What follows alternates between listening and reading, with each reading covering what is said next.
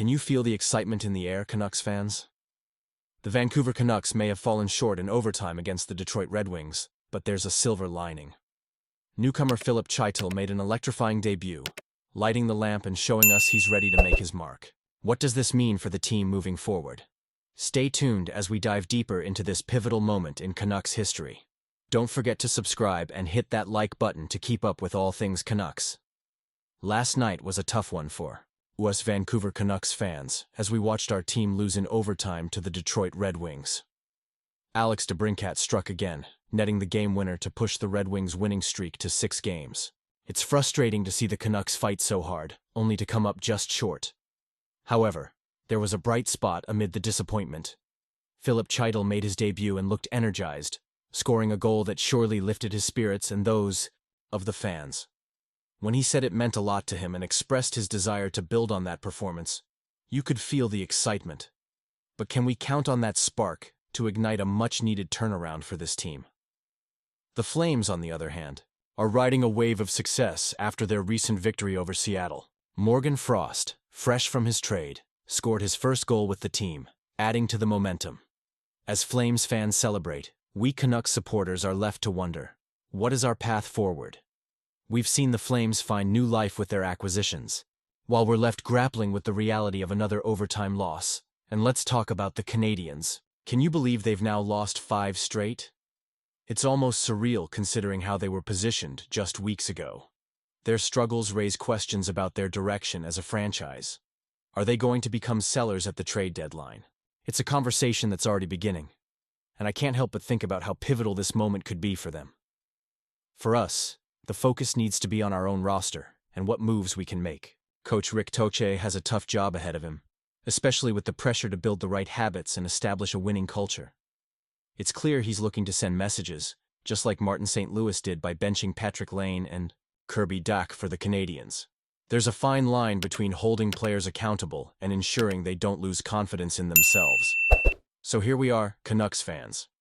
Do you think the recent trades, like that of Chytil, signal a shift in strategy? Honestly, I'm torn. On one hand, I love the energy and potential he brings to the lineup. But on the other hand, it raises questions about our long-term strategy. Are we building towards something significant, or are we just making moves to stay relevant? This is a critical moment for our franchise, and every decision counts. With the playoffs seeming further away each game, it's crucial that we don't just tread water. We need to make strategic decisions that will benefit the team in the long run. I want to hear your thoughts. What do you think about Chytil's debut? Could he be the key to unlocking our offensive potential? And what about our coaching strategies? Are they effective in pushing the team to improve, or do we need a new approach altogether? Canucks fans, I feel your frustration.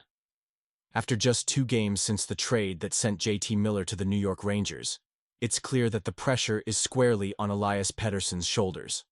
I mean, let's be honest. Miller's gone, and now there's no one left to deflect the blame.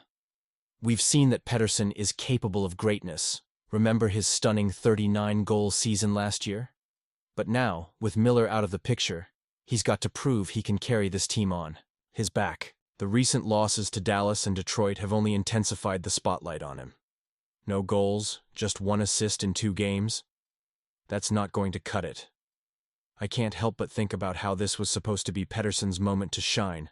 Yet here he is, feeling the heat from the fans and media alike.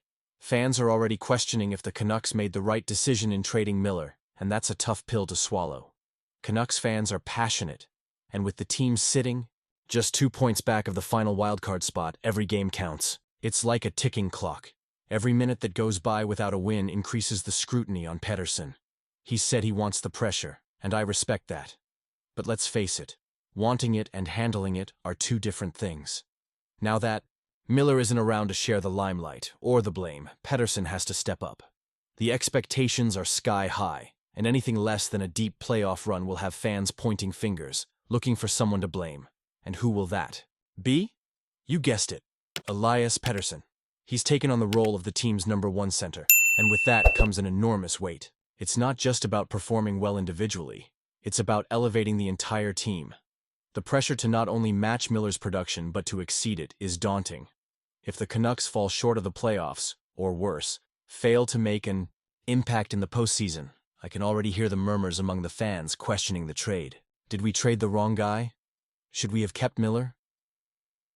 As much as I want to remain optimistic, I can't ignore the reality of the situation. Pettersson has to show us he's ready to be the face of this franchise, not just for now, but for the foreseeable future. It's a tough challenge, but it's one he's capable of handling if he embraces it. I want to see him channel this pressure into performance. I want to see him rise to the occasion. And let's not forget the emotional connection we all have with this team. Watching them struggle is hard for any fan, especially when we've invested so much hope and passion into each season. The Canucks are our team, and we want to see them succeed. But it's clear that success doesn't come easy, especially in a competitive league like the NHL. So here's my question to you. Do you think this was the best decision? Honestly, I'm torn. I can see the potential for Pettersson to become the superstar we all know he can be, but I'm also worried about the immediate consequences of this trade. Can he rise to the occasion? Can he deliver when it matters most? Or will the weight of expectations be too much to bear? I want to hear your opinions down below. How do you feel about the trade and Pettersson's performance? Are you optimistic, or are you starting to worry? Your thoughts matter, and this is a conversation I want to keep going. And remember, if you want to stay updated on all things Vancouver Canucks, don't forget to like, share, and subscribe to the channel. Activate that notification bell too, so you don't miss any of the latest updates. Let's rally together as fans and support our team through thick and thin. Go Canucks!